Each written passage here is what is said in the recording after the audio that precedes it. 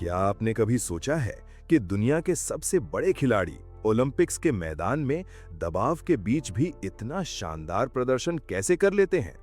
उनकी ताकत सिर्फ उनकी मांसपेशियों में नहीं, बल्कि उनके दिमाग में छिपी है। आज हम उस मेंटल ट्रेनिंग के राज खोलेंगे जो आपको अपनी जिंदगी के हर मैदान का गोल्ड मेडलिस्ट बना देगी। स्वागत है आपका जस्ट वन बुक पर।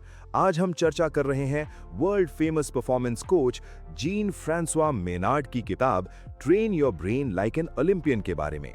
ये किताब आपको सिखाती है कि कैसे आप एक साधारण दिमाग को एक एथलीट की तरह फोकस और रेजिलियंस के लिए ट्रेन कर सकते हैं।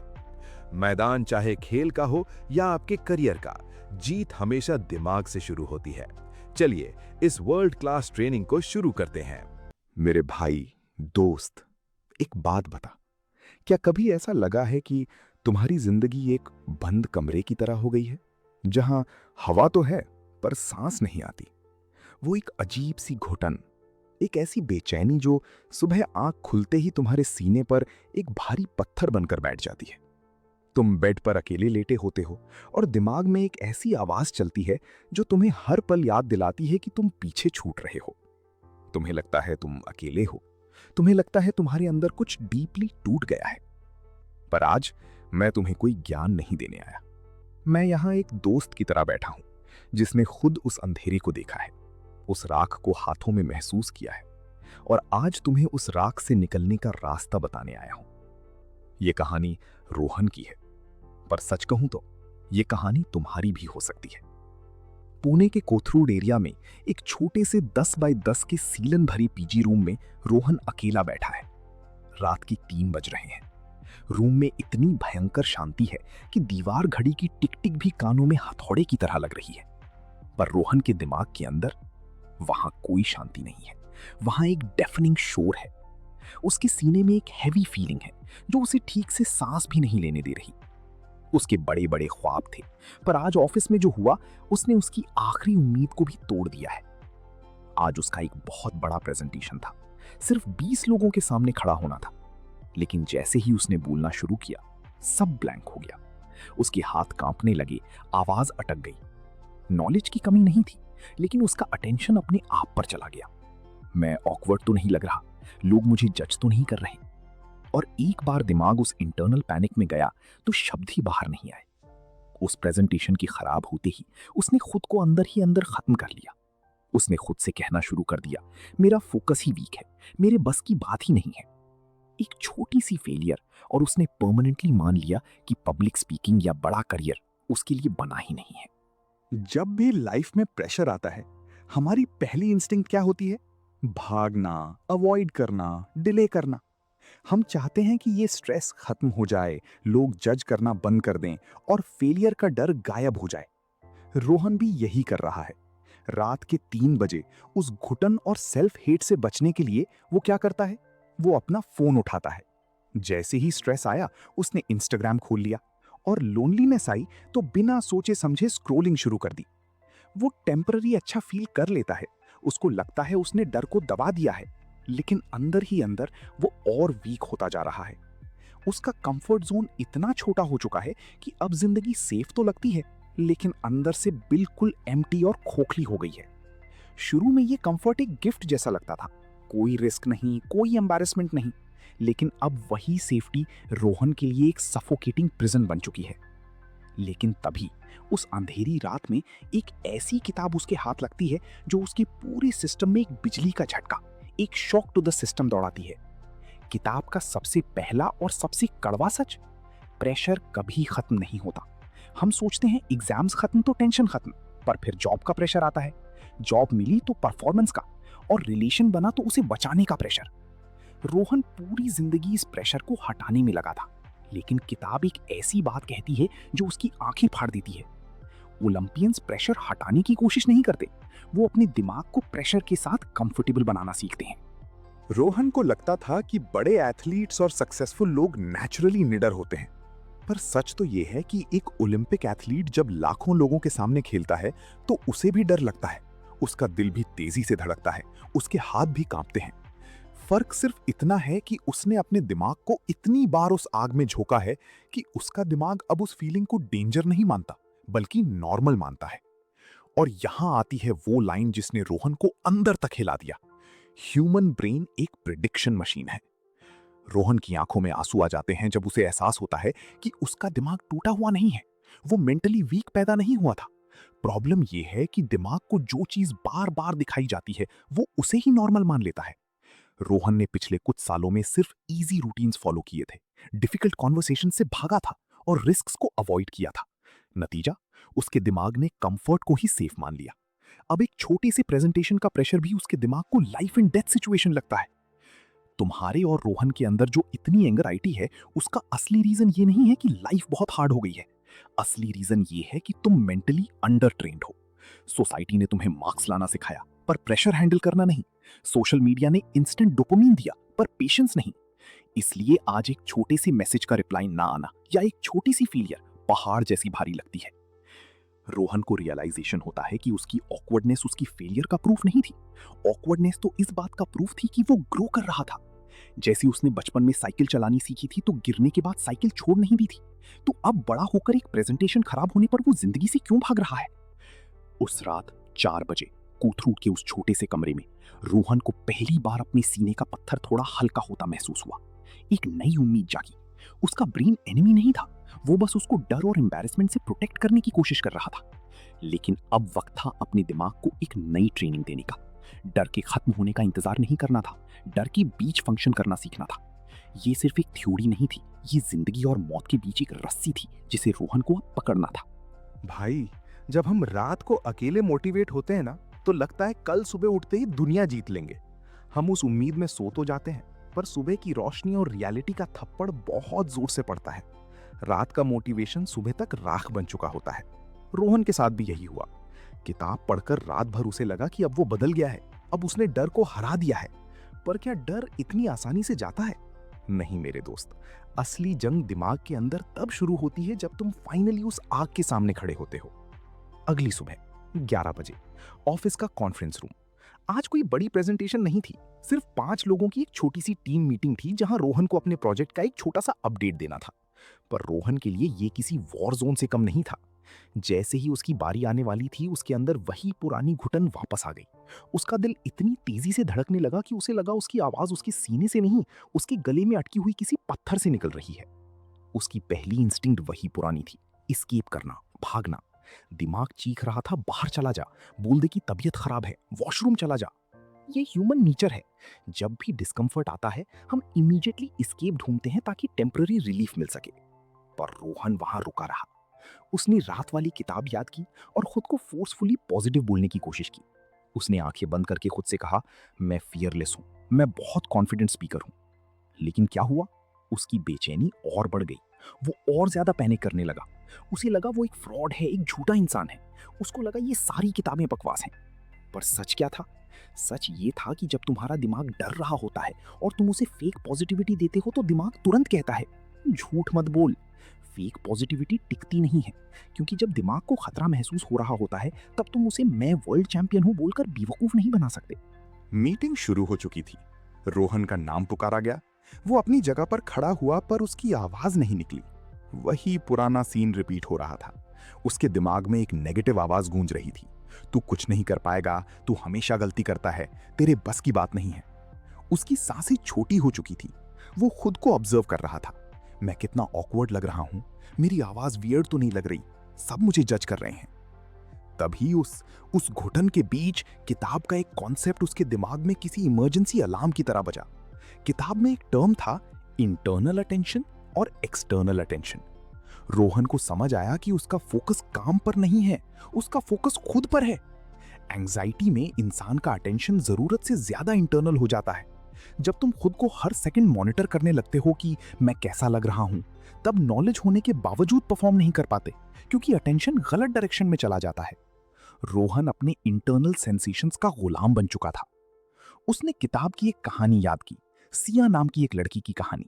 सिया के हाथ कांपते थे, आवाज शेक कर जाती थी पब्लिक स्पीकिंग में, पर उसके मेंटर ने उसे एक लाइफ चेंजिंग बात सिखाई थी, इमोशन डिस्क्राइब मत कर, इंस्ट्रक्शन दे। रोहन समझ गया कि वो लगातार खुद को अपना डर एक्सप्लेन कर रहा है। मैं डर रहा हूं, मैं फेल हो जाऊंगा, ये सब इमोशंस हैं। स्ट्रॉन्ग लोग या ओलंपियंस अपने इन नेगेटिव थॉट्स को अपना मूड या आइडेंटिटी नहीं बनने देते, वो इन थॉट्स को इंस्ट्रक्शन में बदल देते हैं। वो ये नहीं पूछते कि मैं इतना वीक क्यों हूं, वो पूछते हैं नेक्स्ट मूव क्या है। क्योंकि दिमाग परफेक्ट वर्ड्स नहीं, सिर्फ क्लियर डायरेक्शन फॉलो करता है। रोहन ने अपनी आंखें 2 सेकंड के लिए बंद की। उसने डिसाइड किया कि वो उस डर को खत्म करने की कोशिश नहीं करेगा, वो उस डर के साथ फंक्शन करेगा। उसने अपने दिमाग को इमोशन देना बंद किया और पहली बार एक क्लियर इंस्ट्रक्शन दी। धीरे बोल, ब्रेथ कंट्रोल कर, पहली लाइन पर फोकस कर। उसने अपना ध्यान अपने कांपते हुए हाथों से इंटरनल अटेंशन हटाकर सामने रखी स्लाइड और अपने टीम मेंबर्स पर एक्सटर्नल अटेंशन शिफ्ट किया। प्रोजेक्ट के आखिरी फेज में हमें ये 3 चेंजेस करने हैं, रोहन बोला। उसकी आवाज परफेक्ट नहीं थी, उसकी आवाज थोड़ी कांप रही थी। वो 2 बार अटका भी, पर सबसे जरूरी बात क्या थी? वो रुका नहीं। उसने भागने का रास्ता नहीं चुना, उसने उस डिस्कम्फर्ट को ठीक फेस किया। जब मीटिंग खत्म हुई तो लोग उसके लिए तालियां नहीं बजा रहे थे, कोई सिनेमैटिक एंडिंग नहीं हुई, पर अंदर ही अंदर रोहन अपने इस छोटे से कमरे, अपने दिमाग में एक बहुत बड़ी जंग जीत चुका था। उसने अपने दिमाग को एक नया सिग्नल दिया था, मैं सरवाइव कर सकता हूं। जब तुम खुद को बार बार टफ सिचुएशंस में सरवाइव करते देखते हो, तभी असली कॉन्फिडेंस पैदा होता है। कॉन्फिडेंस मोटिवेशनल कोट से नहीं, ऐसी रिपीटेड प्रूफ से आता है। आज रोहन की आवाज जरूर अटकी थी, पर उसका खुद पे विश्वास नहीं। उसका माइंड एग्जैजरेशन करना छोड़ रहा था। उसने सरवाइव कर लिया था और दिमाग ने सीख लिया था कि ये सिचुएशन उतनी डेंजरस नहीं थी जितनी उसने पहले सोची थी। वो एक स्मॉल विन थी, पर उस विन ने रोहन के अंदर उस राख को हटाकर आग को थोड़ा सा फूंक मार दी थी। पर असली ट्रांसफॉर्मेशन अभी बाकी था। जिंदगी का सबसे बड़ा सेटबैक उसे अगले हफ्ते मिलने वाला था। एक ऐसी हार जिसके बाद 99% लोग दोबारा उठने की हिम्मत नहीं करते। भाई, तुझे क्या लगा?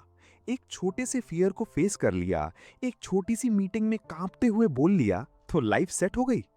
जिंदगी एक मूवी नहीं है जहां एक छोटी सी विक्ट्री के बाद एंड क्रेडिट्स रोल हो जाते हैं। असली जिंदगी में जब तुम एक कदम आगे बढ़ते हो, तो लाइफ तुम्हें चेक करने के लिए 2 कदम पीछे ढकेल देती है। और रोहन के साथ यही हुआ। एक ऐसी हार, एक ऐसी चोट लगी उसे, जिसने उसके अंदर जली हुई उस नई उम्मीद की चिंगारी को वापस राख में बदल दिया। मीटिंग वाले दिन के ठीक 8 महीने बाद रोहन ने अपनी सारी सेविंग्स और रातों की नींद एक छोटे से स्टार्टअप आइडिया, एक टेक ऐप में लगा दी थी। ये उसका सबसे बड़ा ख्वाब था। उसने दोस्तों से पैसे उधार लिए थे, रातों को जाग जाग कर कोडिंग की थी, और उसे लगने लगा था कि अब उसकी लाइफ बदल जाएगी। पर जब उसने इन्वेस्टर्स के सामने अपना प्रोजेक्ट पिच किया, तो उसे बुरी तरह रिजेक्ट कर दिया गया। उसका आइडिया मार्केट के लिए तैयार नहीं था, और अगले ही हफ्ते उसका वो प्रोजेक्ट, उसका वो बिजनेस पूरी तरह फेल और बंद हो गया। जब इंसान अपना सब कुछ किसी चीज में लगा देता है और वो टूट जाए, तो जो घुटन होती है उसे शब्दों में बयान नहीं किया जा सकता। कोठूर के उसी पीजी वाले कमरे में रोहन जमीन पर पड़ा था। कुछ हफ्तों तक उसने खुद को कमरे में बंद कर लिया, सोशल मीडिया डिलीट कर दिया और दोस्तों से बात करना बंद कर दिया।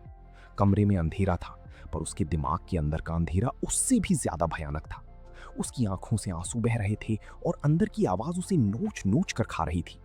देखा, मैंने पहले ही कहा था, तू किसी लायक नहीं है, तू फेलियर है और हमेशा रहेगा।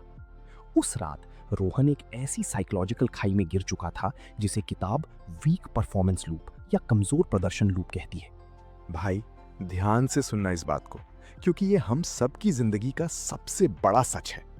किताब में एक ऐसी थ्योरी थी जिसने रोहन की आत्मा को झंझोर कर रख दिया। हम सोचते हैं कि लोग एक फेलियर से बर्बाद होते हैं, पर सच ये है कि लोग फेल होने से नहीं, उसके बाद आने वाले लूप से बर्बाद होते हैं। जब फेल होने के बाद तुम खुद को लगातार ब्लेम करते हो, सेल्फ हेट करते हो और खुद को लूजर मानने लगते हो, तो तुम्हारा दिमाग एक इमोशनल पेन में फंस जाता है। इस पेन की वजह से तुम्हारा फोकस और एनर्जी पूरी तरह गिर जाती है, जिससे तुम्हारा आने वाला हर एक्शन और नेक्स्ट परफॉर्मेंस और भी खराब हो जाती है। एक फेलियर दूसरे फेलियर्स का रास्ता बना देता है, और धीरे धीरे फेलियर एक घटना यानी इवेंट नहीं रहता, बल्कि तुम्हारी आइडेंटिटी बन जाता है। रोहन यही कर रहा था। वो सिर्फ अपना बिजनेस नहीं हारा था, वो खुद को हार चुका था। तभी उस आंसुओं और बेचैनी के बीच उसने वापस उस किताब के पन्नों को पलटा, और एक चैप्टर ने उसे वहीं रोक दिया। चैप्टर का नाम था रिकवरी स्पीड। हम सबकी एक सबसे बड़ी गलतफहमी क्या है? हम सोचते हैं कि मेंटली स्ट्रांग और कॉन्फिडेंट लोग वो होते हैं जो हमेशा जीतते हैं। हम सोचते हैं कि अगर सक्सेस मिल रही है, लोग तारीफ कर रहे हैं, तो कॉन्फिडेंस हाई रहेगा, और जैसे ही फेलियर आता है कॉन्फिडेंस खत्म हो जाता है। किताब ने इस झूठ के टुकड़े टुकड़े कर दिए। उसमें लिखा था कि मेंटली स्ट्रांग लोगों का कॉन्फिडेंस जीतने से नहीं बनता, उनका कॉन्फिडेंस उनकी रिकवरी स्पीड से बनता है। यानी किसी सेटबैक या हार के बाद तुम कितनी जल्दी वापस स्टेबल होते हो, यही असली मेंटल स्ट्रेंथ है। एक बॉक्सर की तरह सोच। एक स्ट्रांग बॉक्सर क्या वो होता है जिसे रिंग में कभी मुक्का नहीं पड़ता? नहीं, एक स्ट्रांग बॉक्सर वो होता है जो जोर का पंच खाने के बाद, जमीन पर गिरने के बाद कितनी जल्दी वापस उठकर खड़ा हो जाता है। लाइफ में कोई हमेशा नहीं जीतता, सबको रिजेक्शन मिलता है, सब फेल होते हैं, सबका कॉन्फिडेंस कभी ना कभी टूटता है। पर असली फर्क इस बात से पड़ता है कि हारने के बाद तुम कितनी देर तक जमीन पर पड़े रहते हो। आजकल लोगों की रिकवरी स्पीड इतनी वीक हो गई है कि एक छोटी सी फेलियर के बाद लोग हफ्तों तक मेंटली टूटे रहते हैं। एक इंटरव्यू खराब होता है और पूरा सेल्फ वर्थ गिर जाता है। एक बिजनेस लॉस होता है और खुद पर से ट्रस्ट खत्म हो जाता है। ये पढ़ते ही रोहन के सीने में एक अजीब सा करंट दौड़ा। उसने खुद से पूछा, मैं कितने दिनों से जमीन पर पड़ा हूं? मैं रोते हुए कितना वक्त बर्बाद कर चुका हूं? और तभी आई इस किताब की सबसे डीप, सबसे कॉम्प्लेक्स लाइन, जिसने रोहन की जिंदगी का रुख हमेशा के लिए बदल दिया। इवेंट और आइडेंटिटी को अलग रखो। आई फेल्ड, मैं फेल हुआ, और आई एम अ फेलियर, मैं एक फेलियर हूं, दोनों में जमीन आसमान का फर्क है। रोहन बच्चों की तरह रोने लगा, पर ये आंसू हार के नहीं थे, ये रियलाइजेशन के आंसू थे। बचपन में जब हम साइकिल से गिरते थे तो रोकर 5 मिनट बाद वापस खेलने लगते थे, क्योंकि हमारी रिकवरी स्पीड फास्ट थी। पर बड़े होकर एक बिजनेस या प्रेजेंटेशन फेल होने पर रोहन ने फेल होने को अपनी पर्सनालिटी बना लिया था। उसने एक इवेंट को अपनी पूरी आइडेंटिटी मान लिया था। उसे समझ आया कि मेंटली स्ट्रांग लोग इसलिए वापस उठ पाते हैं क्योंकि वो फेलियर को एक इवेंट मानते हैं, खुद को नहीं। क्या एक बिजनेस के फेल होने का मतलब ये था कि रोहन कंप्लीटली यूजलेस है? नहीं, इसका मतलब सिर्फ ये था कि एक पर्टिकुलर स्ट्रैटेजी फेल हुई। जैसे ही उसने इस चीज को समझा, उसके दिमाग से सर्वाइवल मोड और सेल्फ हीट हटने लगा। रिसर्च भी यही कहती है कि जरूरत से ज्यादा सेल्फ हीट परफॉर्मेंस को खराब करता है, क्योंकि जब दिमाग थ्रेट फील करता है तो वो कुछ नया सीखना बंद कर देता है। रोहन उस अंधेरी कमरे की फ्लोर से उठा। उसने वॉशरूम जाकर अपने चेहरे पर ठंडे पानी की छींटे मारे। आईने में उसने अपनी लाल सूजी हुई आंखों को देखा। उसकी घुटन अभी पूरी तरह खत्म नहीं हुई थी, डर अभी भी था, पर अब वो रोने वाला नहीं था।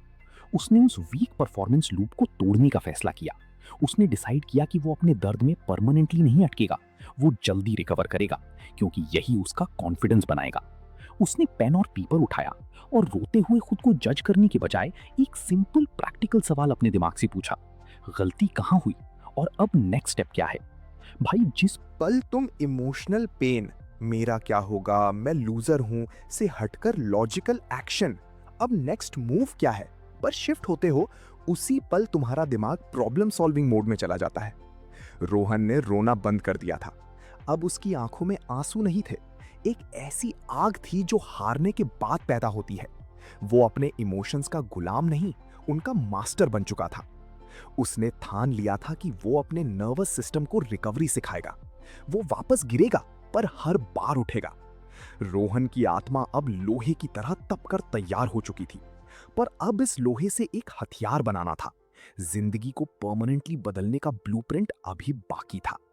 मेरे भाई, कोथरूड के उस छोटे से पीजी रूम में फर्श पर रोते हुए रोहन को आज 3 साल बीत चुके हैं। आज की रात अंधेरी नहीं है और आज उस कमरे में कोई घुटन नहीं है। आज रोहन एक बड़े वेल लिट कॉन्फ्रेंस हॉल के बाहर खड़ा है। अंदर 50 से ज्यादा बड़े इन्वेस्टर्स बैठे हैं और रोहन अपनी नई टेक कंपनी, जो उसने पिछली फेलियर के बाद दोबारा शुरू की थी, कब पिच देने वाला है। क्या उसका दिल नहीं धड़क रहा? धड़क रहा है। क्या उसके अंदर बेचैनी नहीं है? थोड़ी बेचैनी अब भी है। लेकिन पिछले 3 सालों में रोहन कंप्लीटली बदल चुका है। उसने सीख लिया है कि मेंटली स्ट्रांग बनने का मतलब इमोशनलेस होना या डर का ना होना नहीं है। ओलंपियंस, सक्सेसफुल लोग और सोल्जर्स फियरलेस यानी निडर नहीं होते, उन्होंने सिर्फ डर के बीच फंक्शन करना सीख लिया होता है। जैसे ही रोहन का नाम पुकारा जाता है, उसकी पुरानी इनबिल्ट आदत के हिसाब से उसका दिमाग फिर से एक नेगेटिव थॉट फेंकता है। क्या होगा अगर तू फिर फेल हो गया? पिछली बार की तरह इज्जत बन जाएगी?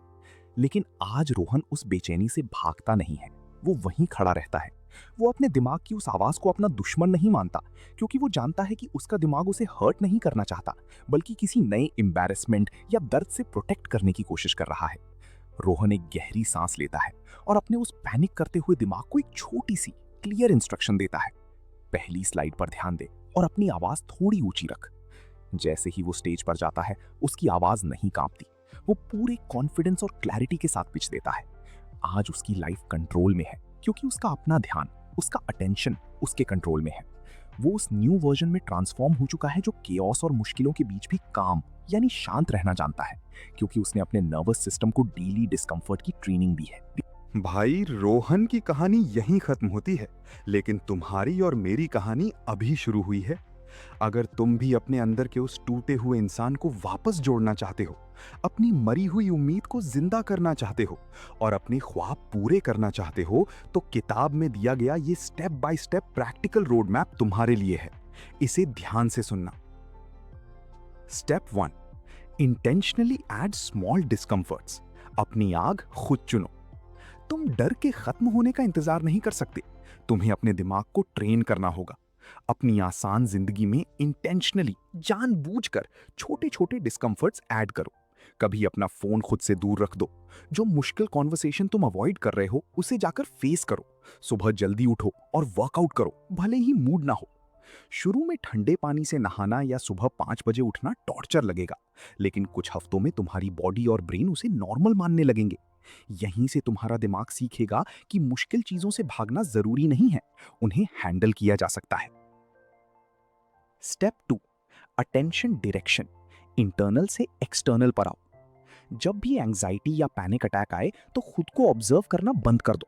एंजाइटी में इंसान का ध्यान जरूरत से ज्यादा इंटरनल, अंदर हो जाता है, जहां वो बस यही सोचता है कि मैं कैसा लग रहा हूं, लोग मुझे जज तो नहीं कर रहे। इसे तुरंत एक्सटर्नल, बाहर शिफ्ट करो। अपने आसपास की चीजों पर, अपने टास्क पर या सामने खड़े इंसान पर पूरा ध्यान लगाओ। फोकस का मतलब डिस्ट्रैक्शन का ना आना नहीं है, बल्कि बार बार भटकते हुए माइंड को वापस अपने टास्क पर लाना है। Step 3, self talk from emotion to instruction. Inner voice को कमांड दो। जब तुम्हारा दिमाग तुम्हें अटैक करे और कहे तू लूजर है, तेरे बस का कुछ नहीं, तो उसे फेक पॉजिटिव बातों से, जैसे मैं वर्ल्ड चैंपियन हूं, बेवकूफ मत बनाओ। फेक पॉजिटिविटी नहीं टिकती।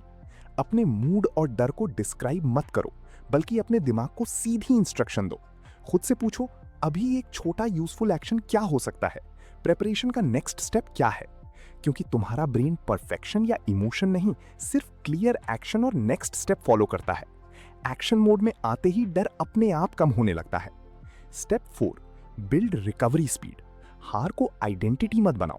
जिंदगी में तू गिरेगा भाई, तू फेल होगा, सब फेल होते हैं, सबका कॉन्फिडेंस टूटता है। लेकिन जब तू फेल हो, तो कई हफ्तों तक जमीन पर रोते हुए मत पड़ा रहे। खुद को हमेशा याद दिलाना कि आई फेल्ड, मैं फेल हुआ, और आई एम अ फेलियर, मैं एक फेलियर हूं।